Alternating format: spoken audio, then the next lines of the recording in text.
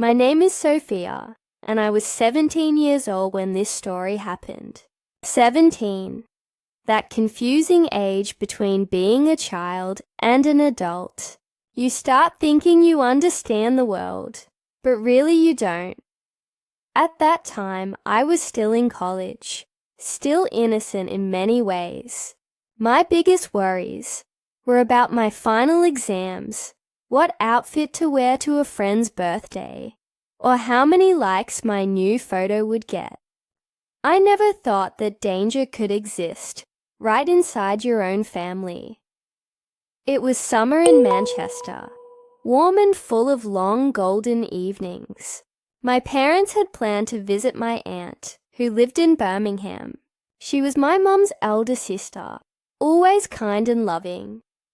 I was excited to see her. She treated me like her own daughter. Her house was bigger than ours, always full of laughter, children running around, and the smell of home-cooked food that made the whole place feel alive. My cousin, the one this story is about, was only 4 years older than me. To me, he was like an older brother, someone I trusted completely. We had grown up together. I told him about my school life, my little secrets, even about the boy I had a crush on once. He would laugh and tease me like a brother. I never saw any danger in his smile. When we reached my aunt's home that afternoon, the whole family gathered for dinner. Everyone was cheerful. My aunt kept saying how much I'd grown up, and my cousin joined in teasing, "You'll soon be an adult now, Soph." It all felt normal, warm, family-like, full of love. After dinner, my aunt told me I could sleep in her room. She said she'd be in another room that night with her youngest, who wasn't feeling well.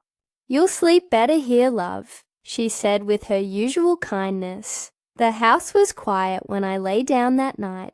I wore my soft nightshirt, pulled the blanket up, and listened to the slow hum of the fan. The smell of my aunt's jasmine perfume still lingered in the air. A few minutes later, my cousin came in, carrying his pillow and a small blanket. "Mind if I crash here on the floor? The lads are being too noisy in the other room," he said casually. I nodded. "Yeah, sure. It's fine. Why wouldn't it be? We were family." He spread his mattress near my bed, joked a bit, then turned to the side.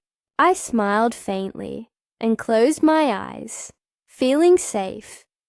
But that safety didn't last long. I don't know what time it was. Maybe after midnight, when I felt something strange, a slight touch on my hand. For a second I thought I was dreaming, but then it happened again. My eyes opened slowly. The dim light from the corridor slipped through the half-open door, just enough for me to see his outline. My cousin, not asleep, was kneeling beside my bed. His hand was on my blanket. My chest tightened. "What are you doing?" I whispered, my voice trembling. He didn't answer properly, just whispered, "Shh, relax. I just want to be near you." My heart pounded so hard I could hear it echoing in my ears. "No," I said softly, pulling the blanket up to my chin. "Please, go back." But he didn't. His eyes looked different. Not like a cousin's anymore. There was something dark, something hungry in them. He reached for my arm. I jerked it away. "Stop. Please stop," I whispered again, fear shaking my words. He leaned closer, whispering things I wish I could erase from my memory. Words that didn't belong in any family conversation.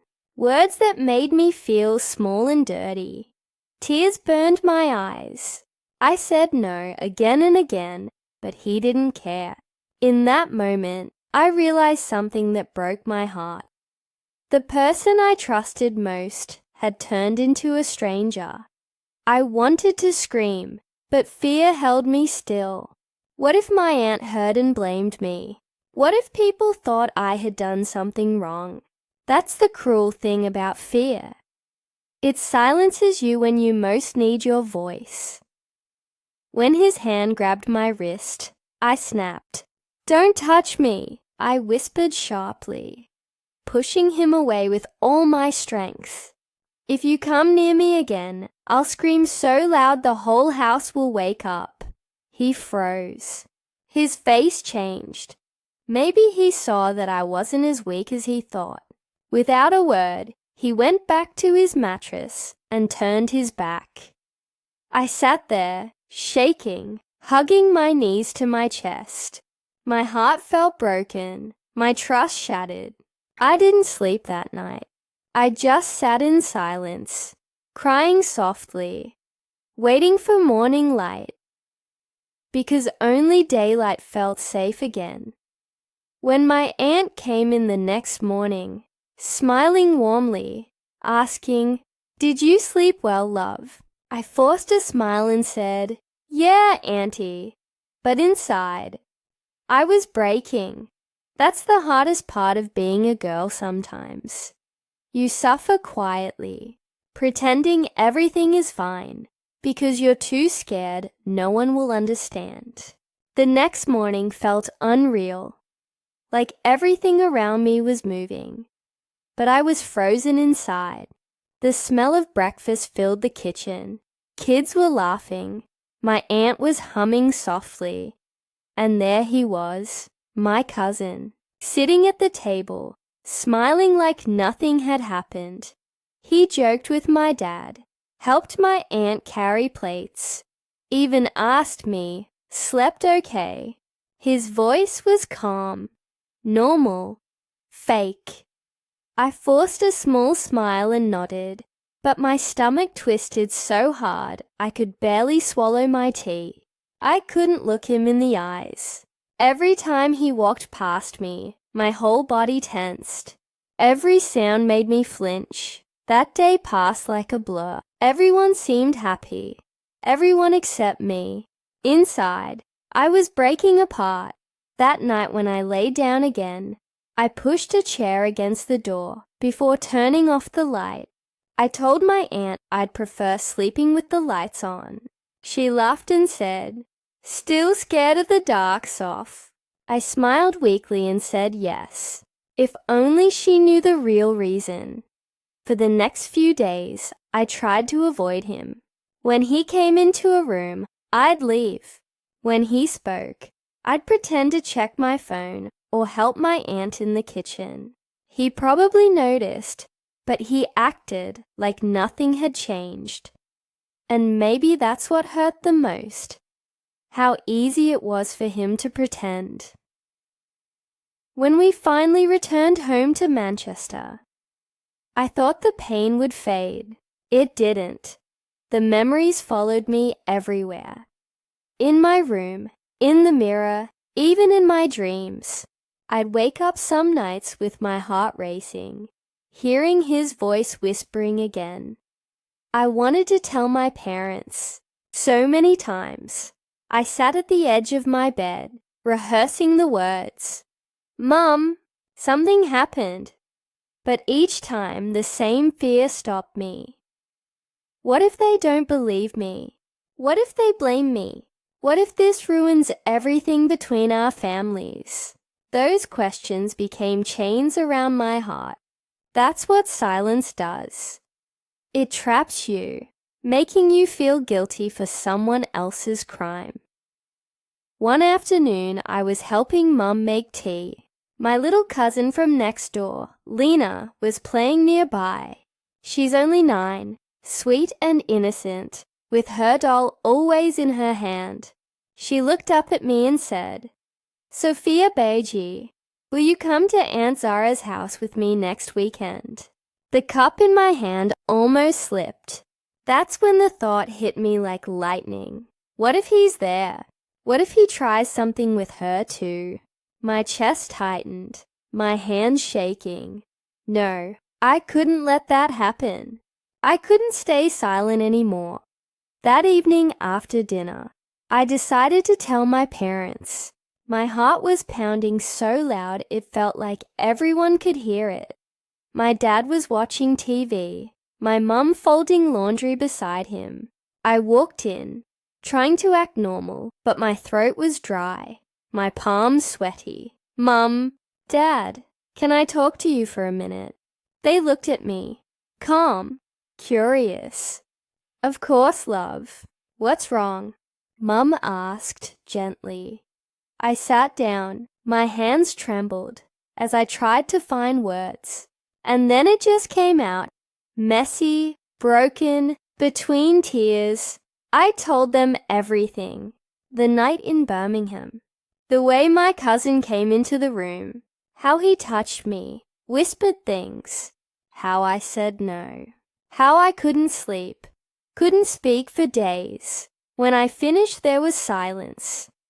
Heavy, painful silence. My mum's face turned pale. Tears filled her eyes.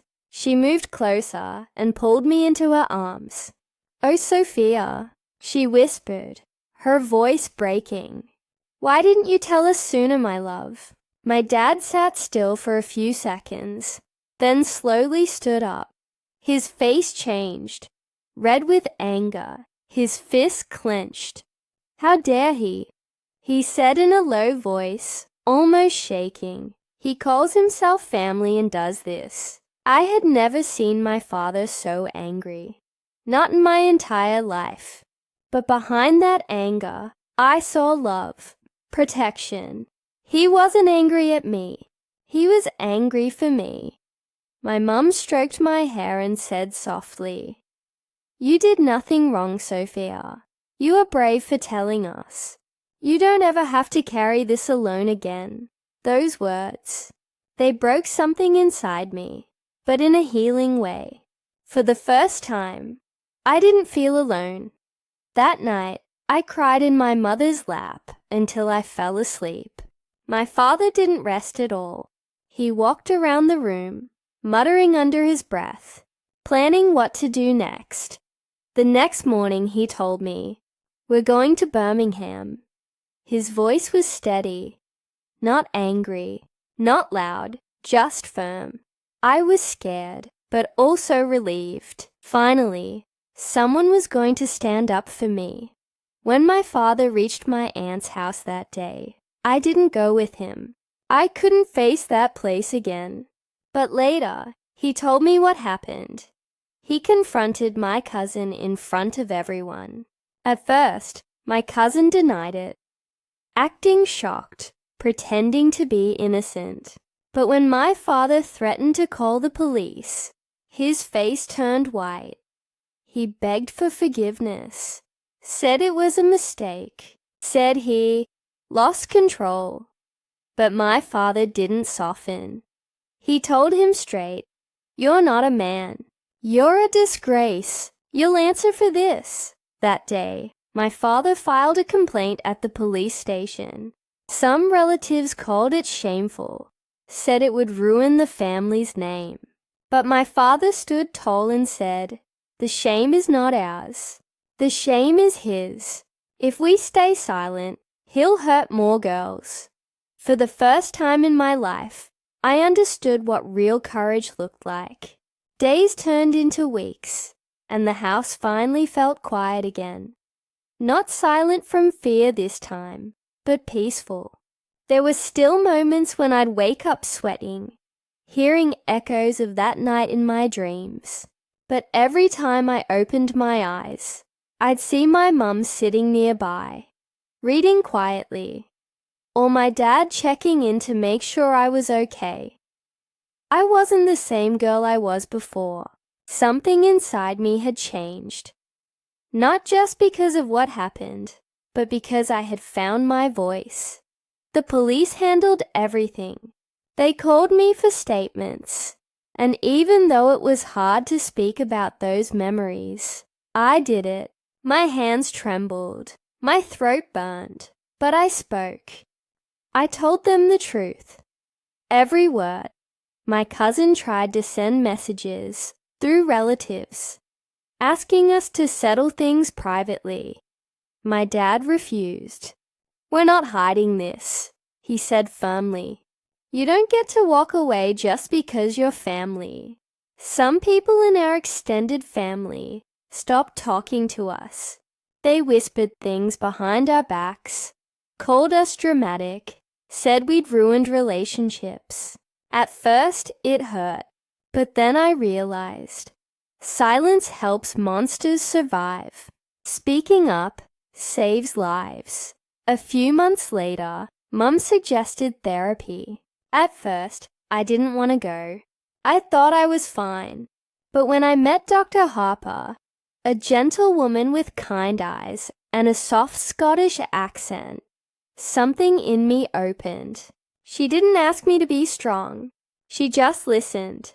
Every week I'd sit in that warm little room with pale blue walls and talk. Sometimes I cried.